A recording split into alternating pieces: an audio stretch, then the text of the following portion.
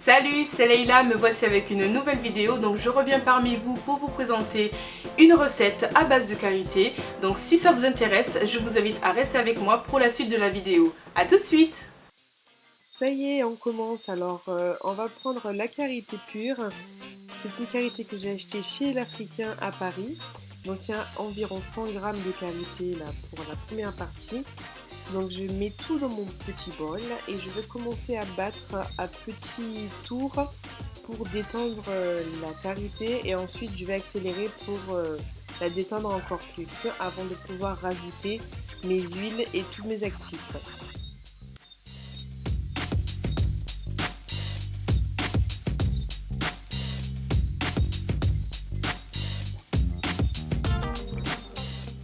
Une fois que mon karité est bien détendu, je vais pouvoir rajouter mes huiles. Donc je vais commencer par l'abyssine, suivre par l'avocat.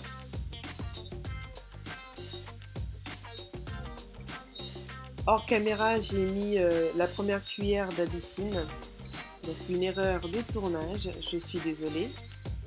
Et là, je vais suivre avec la cuillère à soupe d'avocat. Et pour suivre, je vais utiliser de l'huile de ricin pure. Et là, je vais en mettre une bonne dose parce que je vais en mettre 3 grosses cuillères à soupe, bien pleines.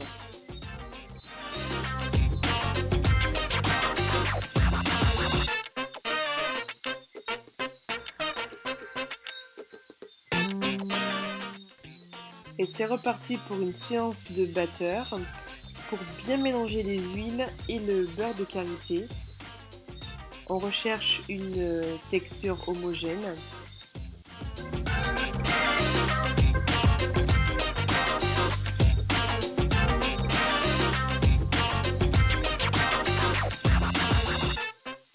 Donc là, je vais racler les bords parce qu'il faut rassembler la matière pour ne rien perdre. Et on continue à battre. Faut pas avoir peur de battre notre beurre de karité. C'est ce qui va faire l'efficacité après de notre chantilly. Donc là, une fois que c'est bien mélangé, je vais rajouter pour plus de consistance du beurre de karité que j'ai acheté chez Aromazone. Donc ce beurre là, il est un peu plus raffiné que le vrai beurre qu'on trouve chez l'Africain. Je vais rajouter tout le pot, donc il y a en tout 100 g de karité dans ce pot là.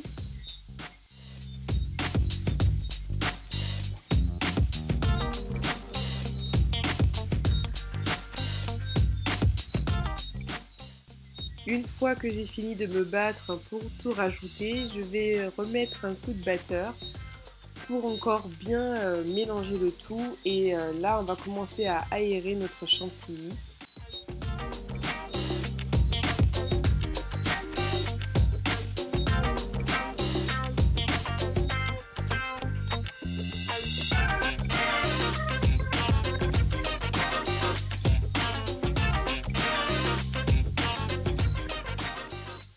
La texture qu'on recherche commence à arriver, on n'est pas encore là, mais ça commence à venir. Donc on rassemble bien la matière sur les bords et on continue à battre, à battre, à battre, à battre. C'est ça le secret d'une bonne chantilly. Une fois qu'on a bien battu, on va commencer à mettre nos actifs. Donc pour commencer, je vais mettre le Nequat. Ensuite, la provitamine B5, puis la protéine de riz, ensuite la protéine de soie, et puis un conservateur, j'utilise la Leucosgar et de la vitamine E pour éviter de rancir les huiles. Et la pomme d'amour pour sentir bon, ça sent trop bon cette senteur. Et là, on va continuer à battre, à battre, à battre, à aérer notre chantilly. Et là, on commence à avoir la consistance d'une vraie chantilly. Tellement elle est belle, on a envie d'en manger. On dirait vraiment une vraie chantilly. Et c'est terminé. Une fois qu'on a cette consistance, on peut dire que là, on a atteint le stade de la chantilly de karité. Voilà. Je vais la passer sur ma main et vous allez voir comment elle est fluide et elle fond bien. en un coup de main. Elle est légère. On va commencer à mettre en pot. Donc vous prenez des pots bien propres, stérilisés même.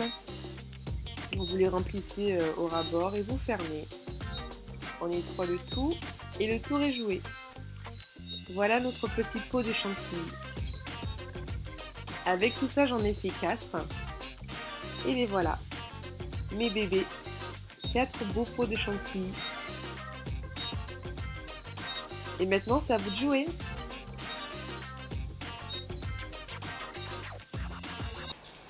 Alors, les voici, les voilà, mes 4 petits pots de karité. J'en suis super satisfaite.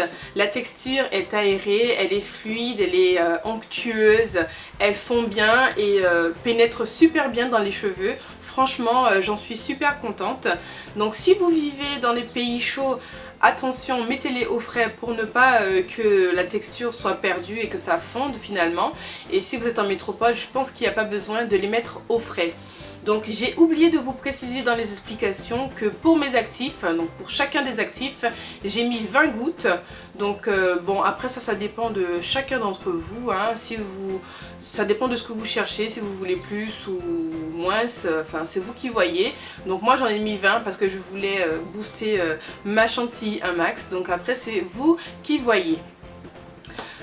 Sinon, j'ai un nota bene à vous faire par rapport à ma vidéo précédente qui parlait de ma potion magique.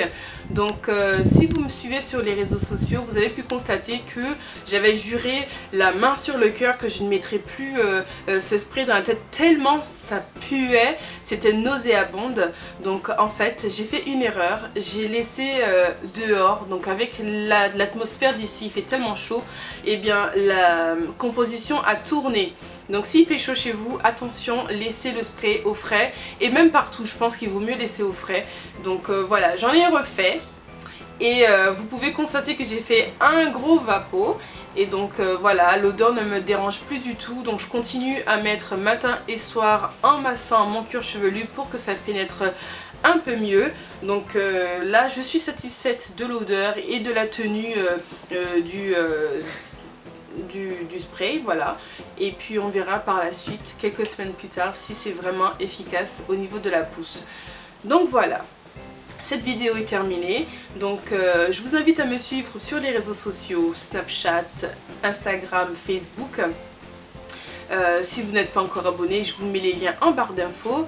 Et puis si vous avez apprécié la vidéo, mettez des pouces en l'air et laissez-moi des commentaires si vous voulez la faire ou si vous l'avez faite, la recette, et si vous en êtes satisfait. Et surtout, si vous avez des questions, mettez-les en commentaire, je me ferai un plaisir d'y répondre.